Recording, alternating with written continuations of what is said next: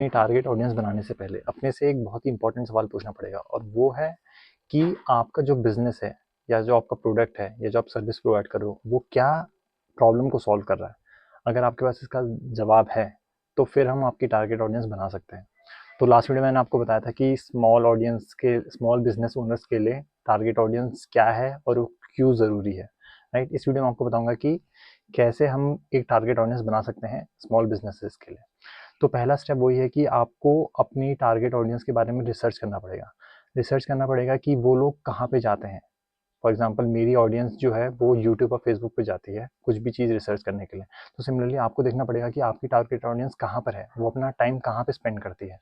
दूसरा, आपको अपनी ऑडियंस को सेगमेंट करना पड़ेगा on the basis of gender gender location, उनके इंटरेस्ट और बिहेवियर, उनकी इनकम लेवल क्या है। ऐसे ही बहुत सारे पैरामीटर्स होते हैं, उनके बेसिस पे आपको उनको फोकस करना पड़ेगा, ठीक है। तीसरा, आपको पर्सोना बनाना है। पर्सोना क्या होता है? पर्सोना जो हमने ऊपर डिफाइन किए थे, राइट, कि age gender location. For example अब मेरी जो एक ऑडियंस है, जो मेरी टारगेट ऑडियंस है, उनकी एज ग्रुप 40 to 50 है क्योंकि वो स्मॉल बिजनेस ओनर्स हैं। एंड उनका आपको पेन पॉइंट भी लिखना पड़ेगा कि उनका ये पेन पॉइंट है। लाइक मेरी ऑडियंस का पेन पॉइंट है कि उन्हें ऑनलाइन मार्केटिंग के बारे में नहीं पता, ठीक है। तो आपको एक स्टेटमेंट बनाना पड़ेगा। फॉर एग्जांपल मैंने जैसे बनाया है कि small business owner in the age group of 40 to 50 facing this and this problem, ऐसे करके।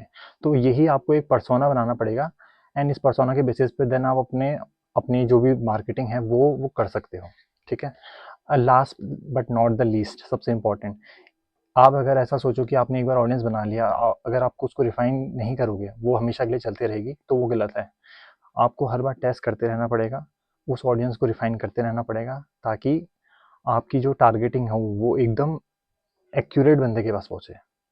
तो इस वीडियो के लिए इतना ही, मिलता हूँ अगली वीडियो में।